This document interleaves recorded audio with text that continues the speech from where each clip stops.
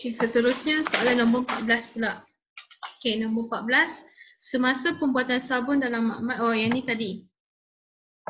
Okey, yang ni, so tadi jawapan dia mengasihkan sabun daripada air. Okey, tadi jawapan dia dalam nombor 14. Kemudian nombor 15 ah. Sabun dihasilkan melalui proses apa? Apa nama tadi? Yang ni, proses yang ni.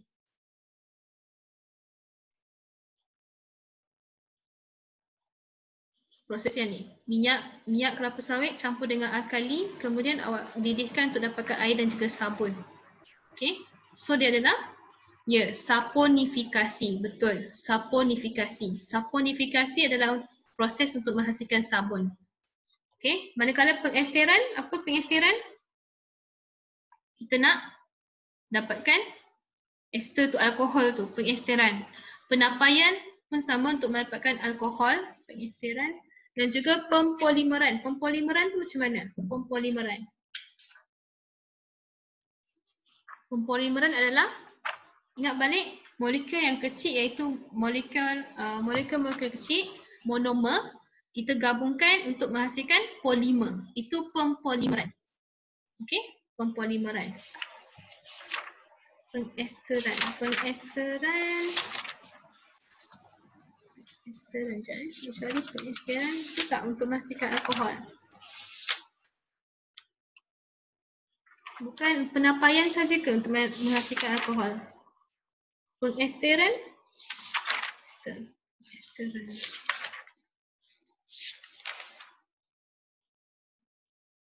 Oh, pengesteran untuk kita hasilkan ester lah, betul.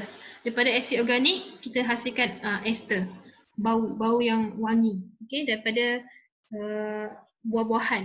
Okey, daripada buah-buahan, ester. Pengesteran untuk hasilkan ester, manakala penapaian untuk menghasilkan alkohol. Kemudian pempolimeran untuk menghasilkan polimer. Monomer iaitu molekul-molekul kecil, kita gabungkan dia jadi satu rantaian polimer. Polimer adalah lagi besar daripada monomer. Okey, boleh? So jawapan nombor 15 adalah saponifikasi ya. Kemudian nombor 16, dalam pembuatan sabun kita gunakan natrium hidroksida dan juga minyak kelapa sawit. Okey, molekul minyak dipecahkan dahulu daripada glycerin juga asid lemak. Okey, apakah prosesnya? Kita nak pecahkan dua-dua ni. Macam tadi cikgu dah bagi tahu awak, minyak tu kita pecahkan dua molekul dia, glycerin dan juga asid lemak. So apa nama proses dia? Nombor 16.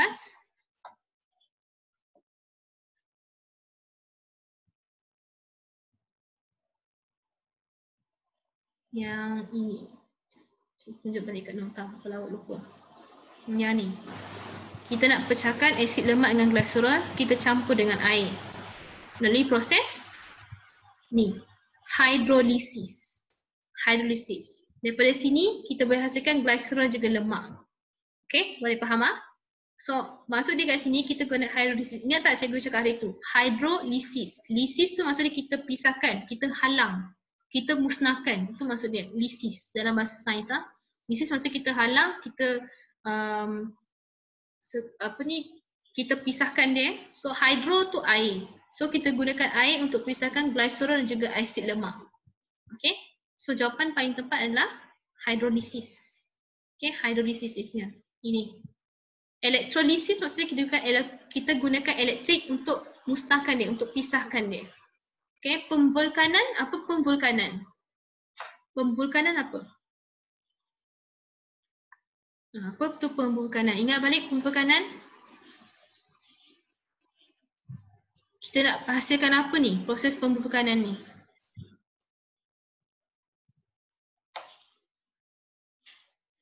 Apa student cikgu? Apa maksud pemvulkanan? Kita gunakan dia untuk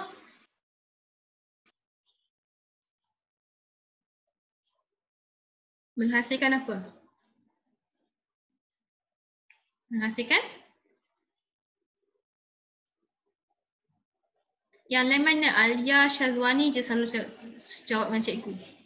Yang lain dengan Cika. Yang lain tak ada pun beritahu cikgu jawapan. Yang mana? Awak masih hidup lagi? Kau awak biarkan ni saja. Cikgu bercakap saja kat sini seseorang. Okey, kenapa? Apa tu? Ni pemvulkanan. Ingat balik apa tu pemvulkanan? Pemvulkanan kita nak hasilkan getah tu menjadi lebih apa? Lebih kuat, lebih tahan haba. Okey, itu pembutanan. Okey, kena ingat nama-nama ni ya. Kena ingat nama-nama sains ni, proses-proses dia. Okey, kemudian nombor 17. Asid metanoik ditambah untuk menggumpalkan lateks. Okey, ni asid metanoik kita gumpalkan lateks menjadi satu pepejal. Okey, so ni proses penggumpalan lateks juga boleh dilakukan dengan menggantikan asid metanoik dengan, okey, sekarang ni asid metanoik kita gantikan dia. So kalau kita nak gantikan asid metanoik ni dengan benda lain, mesti benda tu sejenis asid juga. So bagi tahu cikgu mana satu adalah sejenis asid empat-empat ni. Jawapan dia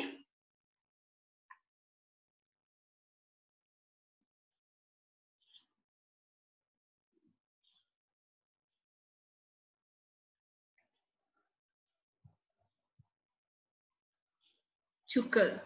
Okey, betul cuka. Kenapa? Sebab larutan amonia, ni sulfida, kupron sulfida juga air kapur ni semua adalah alkali. Jadi paling tepat adalah cuka sebab cuka adalah asid. Okey, kalau dia kata macam tu, awak tengok sini saja. Asid metanoik. So sah-sah ini mesti asid juga. Okey, cuka. Okey. So jawapan 17 D ya. Okey, kemudian soalan seterusnya. Soalan nombor 18, okey. Awak tak nampak, awak movekan situ ah. Okey.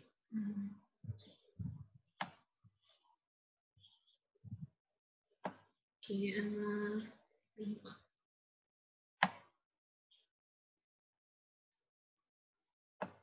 ya. Larutan amonia dicampurkan kepada lateks untuk mengelakkannya menggumpal. Okey, pernyataan manakah yang menerangkan tindakan larutan amonia? Okey.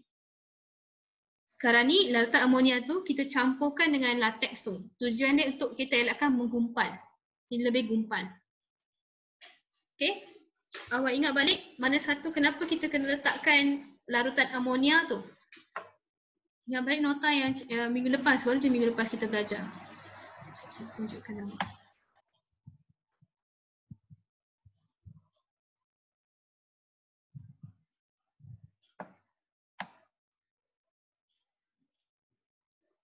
Yang ni. Okay, ingat? Ingat balik yang ni kita belajar minggu lepas. So asid etonik tu ditambah ke dalam asid latex, dalam latex untuk tujuan dia menggumpalkan dia. Kita gumpalkan dia. Kemudian dia kata sini dia campur dengan ni, larutan amonia tadi. Betul? Dia gabungkan dengan larutan amonia. Tujuan dia untuk apa? Masa tu jawapan yang paling tepat. 18 ni. Tadi kita campur asid untuk gumpalkan dia. Kemudian tiba-tiba dia suruh campurkan pula larutan amonia. Amonia alkali. Dan tadi asid kita gabungkan alkali pula. So tujuan dia untuk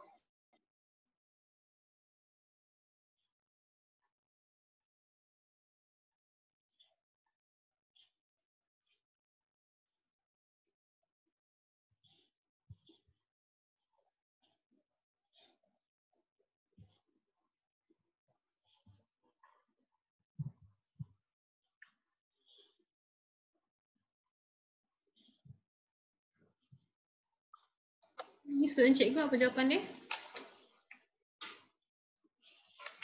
Tak, amonia bukan menggumpalkan.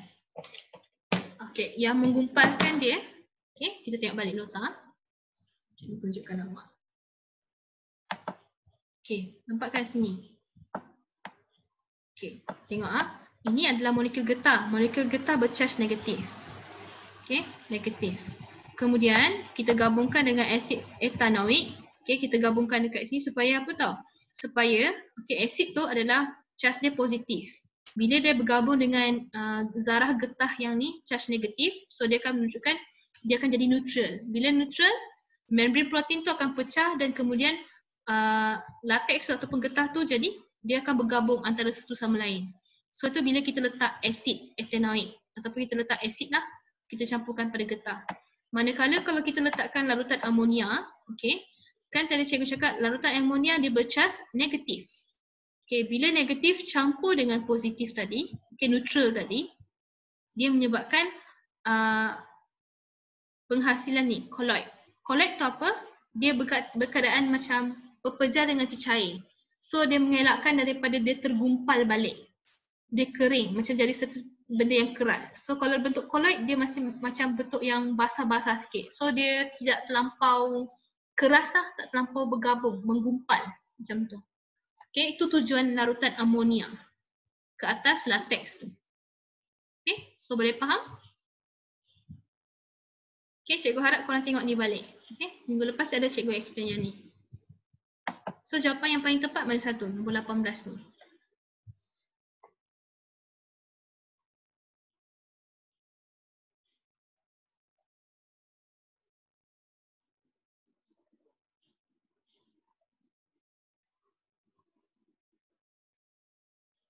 Jawapan dia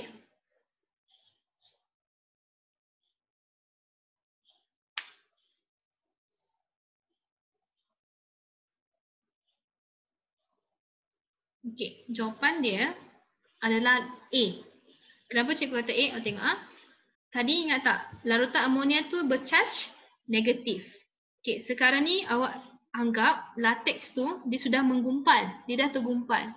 So, bila dia dah menggumpal, maksudnya dia dah campur dengan asid. Okay, macam ni. Tadi tu. Okay, macam ni ah.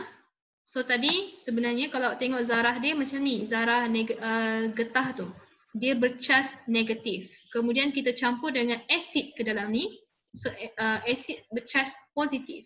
So, bila bercampur dia akan menguraikan membran ni. Membran tu akan pecah. Lalu latex ni akan bergabung antara satu sama lain. So ni kita gabungkan dengan asid etanoik. Kemudian contohlah kita tak nak dia terlampau menggumpal sangat. Okay, kenapa kalau kita takut dia menggumpal nanti awak kena letak balik satu bahan kimia supaya dia akan cair balik. Okay, supaya awak senang nak bentuk dia. Okay, so bila awak nak letakkan tu bahan kimia atau apa, awak kena letak ni amonia. Kenapa amonia? Tadi ni bersifat neutral. Betul? Ni sifat neutral. So kita letak balik larutan amonia ke dalam sini. So dia akan menjadi bentuk colloid.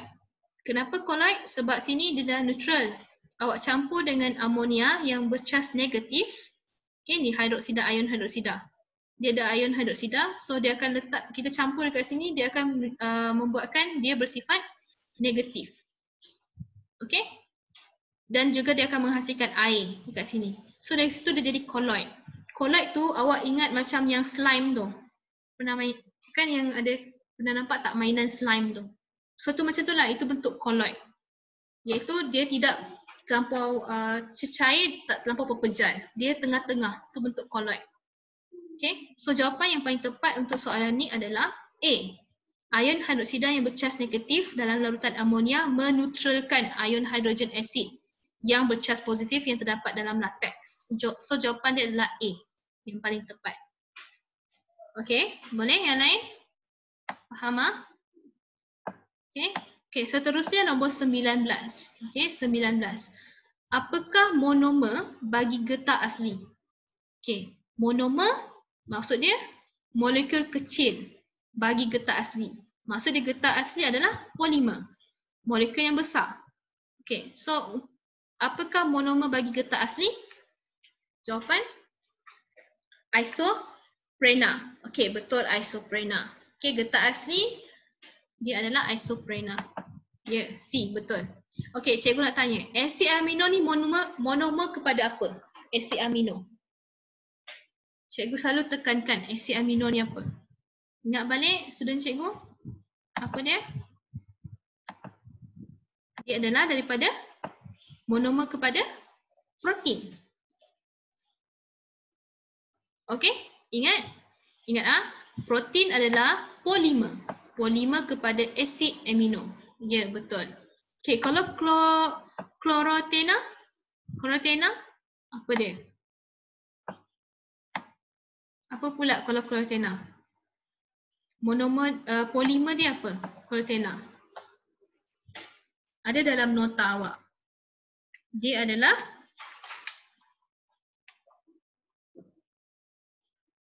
apa? Jumpa tak? Dia adalah PVC. PVC ya. Polyvinyl chlorida. Okay, PVC. Chlorotena, PVC.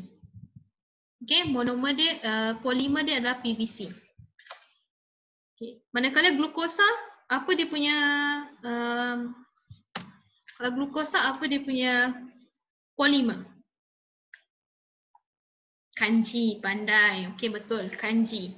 Okay, ataupun karbohidrat. Okay, macam tu lah. So, faham apa tu monomer, apa tu polimer? Monomer, ingat, molekul yang ringkas, kecil. Okay, manakala polimer, molekul yang besar. Okay, besar. Molekul yang besar. Gabungan daripada monomer yang banyak. Itu polimer. Okay, kemudian 20, monomer yang bersaiz kecil bercantum dan membentuk satu rantaian polimer yang panjang. Okay, so proses ini dikenali sebagai apa? So maksudnya kita gabungkan monomer tu menjadi satu polimer. Apa tadi? Kita ada bincang kat soalan sebelum ni. 20.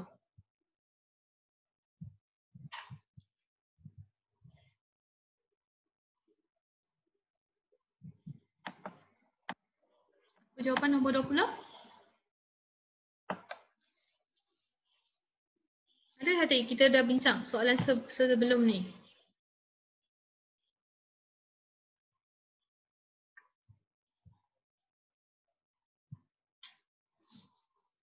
Tadi kalau cikgu kata pemvulkanan tu adalah proses, betul, jawapan dia pempolimeran. Nampak sini polimeran, pempolimeran. So maksudnya dia jadikan monomer kepada polimer. Ini proses dia, pempolimeran. Pemvulkanan tadi cikgu cakap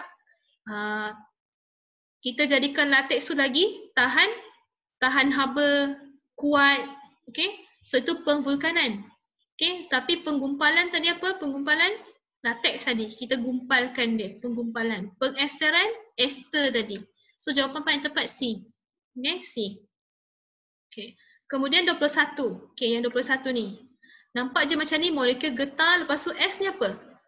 Atom sulfur. Okay, atom sulfur ni tujuan dia untuk apa?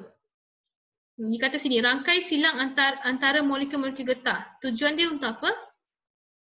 Ini adalah rangkai silang. Okay, ini molekul getah yang biasa. Kita campurkan atom sulfur supaya dia jadi rangkai silang. Okay, rangkai silang antara getah ni, molekul getah. Tujuan dia untuk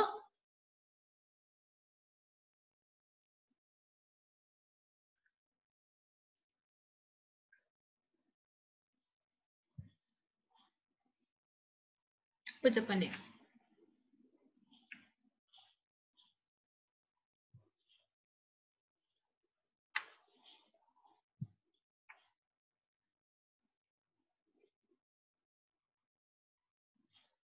Korang ingat tak? Molekul getah kan? Dia akan bentuk macam serabut macam tu kan? So bila kita regangkan getah tu, dia akan bentuk straight. Kemudian bila kita lepaskan dia akan bentuk balik keadaan asal. Betul tak? So sekarang ni kita campurkan atom sulfur ni, iaitu rangkai silang ni. Tujuan dia untuk tak apa. Mana satu jawapan yang tepat? Ini adalah teknik pemvulkanan. Ini teknik pemvulkanan. Maksudnya kita tambahkan atom sulfur pada molekul getah ni, tujuan dia untuk menjadikan getah tu lebih keras dan juga lebih tahan haba. Okey, ini teknik pemvulkanan. Okey, ini teknik pemvulkanan. Ingat ini teknik pemvulkanan, kita campurkan atom sulfur untuk jadikan dia rangkai silang. Okey, supaya apa? Supaya getah tu lagi tahan haba, lagi kuat. Okey, daripada getah asli. Macam awak tengok, cuba bayangkan kalau getah tayar tu masih lagi getah asli. Okay, kita bawa kereta dengan laju, so haba kan? Boleh terbakar tayar tu. Tapi sekarang ni kalau tengok, kita bawa laju macam mana pun kereta tu, tapi tayar tu tahan haba. Okay, dia tahan panas. So sebabkan tu dia tak meletup. Okay, disebabkan oleh ni, teknik pemvulkanan. Faham tak? Okay, cikgu harap korang faham. So jawapan paling tepat B. Okay, kemudian 22. Berbanding dengan getah asli, okay, getah tervulkan adalah jadi, apa jawapan dia? Tadi cikgu dah ulang banyak kali. Jawapan tepat untuk 22? Lebih keras tak daripada getah asli? Getah tervulkan yang ni. Getah tervulkan kita dah ubah suai dia menjadi lagi What? Jawapan? Ya, B. Kurang tahan haba salah. Dia sepatutnya tahan haba. So dia jadi lebih keras. Okay. Sepatutnya dia tahan haba dan juga lebih kenyal. Okay. So jawapan dia adalah B. Okay. Boleh? Okay. So setakat ni student cikgu faham tak apa cikgu bincangkan sini? Ada soalan untuk yang ni? Soalan objektif?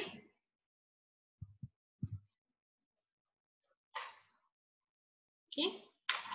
Ada? Tiada?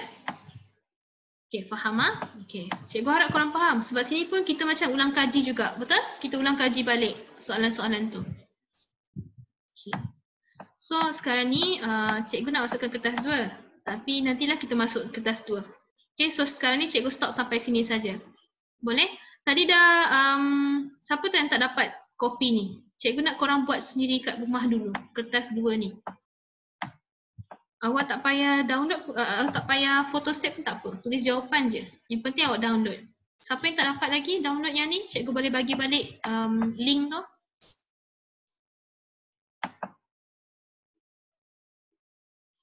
Ada? Bila awak buat sendiri, awak lagi faham. Okay? Siapa yang tak boleh buka lagi? Kenapa? Yang lain tak boleh buka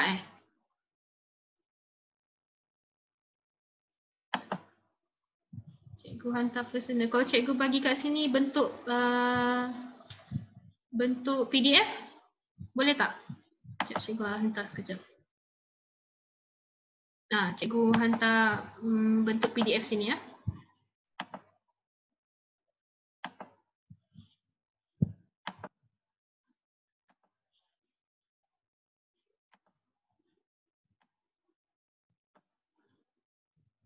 Cikgu bagi sekali lagi link ni. Okay, cuba awak copy lepas tu awak letak dekat Google.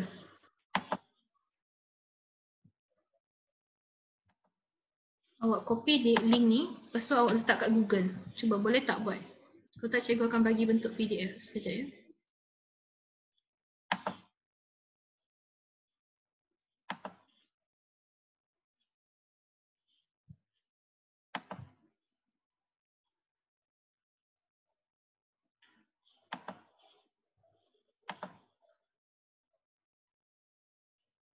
Okay, boleh buka. Siapa yang tak boleh buka yang ni dulu? Ada yang tak boleh buka, cikgu akan bagi bentuk PDF. Okay, boleh buka lagi.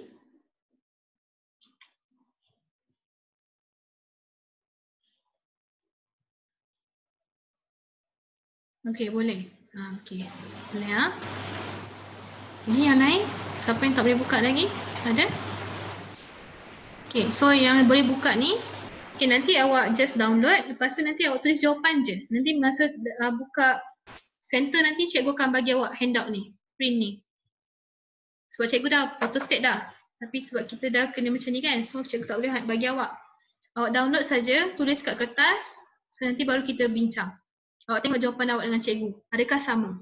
Kalau sama maksud dia awak dah faham dah apa yang kita belajar ni, bab ni. Okay, kalau salah tu mungkin ayat awak tak berapa betul, betul? Sebab cikgu kata kena ada keyword kat situ. Okay? Okay, so itu saja.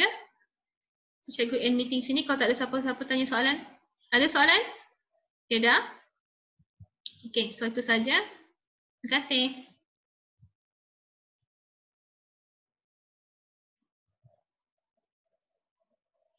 Terima kasih. Okay.